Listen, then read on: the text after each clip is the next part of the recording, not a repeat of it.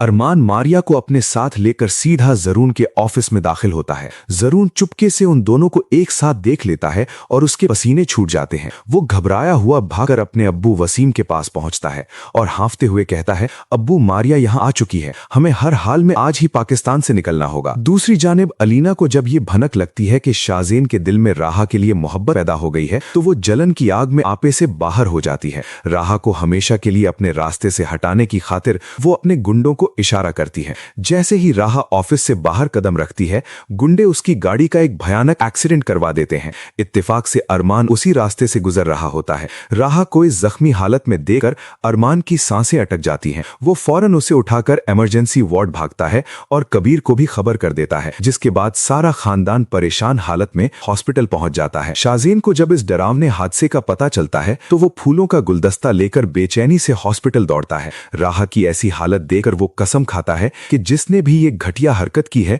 मैं उसे जिंदा नहीं छोड़ूंगा। शाज़ेन फौरन सारी सीसीटीवी फुटेज निकलवाता है। उन सबूतों की बुनियाद पर पुलिस उन गुंडों को दबोच लेती है। मार पड़ने पर गुंडे उगल देते हैं कि ये सब अलीना का ऑर्डर था। ये सुनते ही शाज़ेन अपना हर पुराना वादा भुलाकर पुलिस के साथ अलीना के घर धावा बोलता है और उसे हथकड़ियां पहनाकर हवालात में डाल देता है। उधर अरमान का खास जासूस जुबैर उसे खबर देता है कि जरून और वसीम ने फ्लाइट बुक करवानी है और वो कल ही मुल्क से भागने वाले हैं। बिना एक पल गवाए अरमान मारिया को साथ लेकर जरून के ठिकाने पर छापा मार देता है। मारिया को सामने खड़ा देकर दोनों बाप बेटे दरवाजे से फरार होने लगते हैं, लेकिन अरमान छलांग लगाकर आगे बढ़ता है और दोनों की गर्दन दबोच लेता है। मारिया गुस्से में आगे बढ़ती है और जरून के गाल पर एक खींचकर तमाचा जड़ देती है। जरून डर के मारे हाथ जोड़कर माफी मांगने लगा है। एन उसी वक्त बैरिस्टर रफीक के साथ राहा भी वहां आ जाती है और इंस्पेक्टर को ऑर्डर देती है कि इन धोखेबाजों को अभी अरेस्ट करें। तभी लॉयर आगे बढ़ता है और वसीम से जबरदस्ती उन पेपर्स पर साइन करवा लेता है,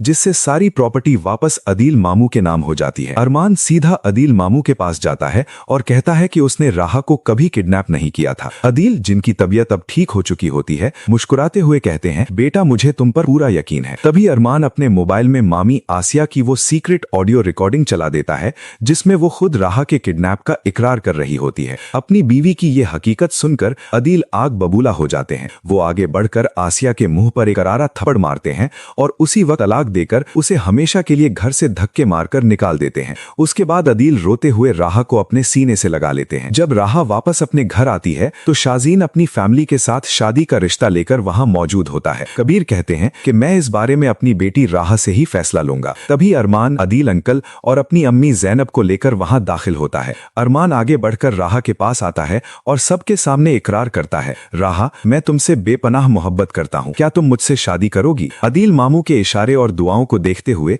राहा फौरन मुस्कुराते हुए अरमान के लिए हाँ कर देती है। अगले ही दिन कबीर मौलवी साहब को बुलवाते हैं और धूमधाम से अरमान और राहा का निकाह मुकम्मल हो जाता है। दोस्तों, अब सबसे बड़ा सवाल यह है कि शाज़ीन की शादी अब किससे होगी? क्या वो सिद्रा का हाथ थामेगा या बतूल से शादी करेगा? इस बारे में आपकी जो भी राय हो कमेंट सेक्शन में लाजमी बताएं। मुझे तो लगता है कि बतूल और शाज़ीन का ही नया जोड़ा बनेगा। हमारे चैनल को सब्सक्राइब करना ना भूलें।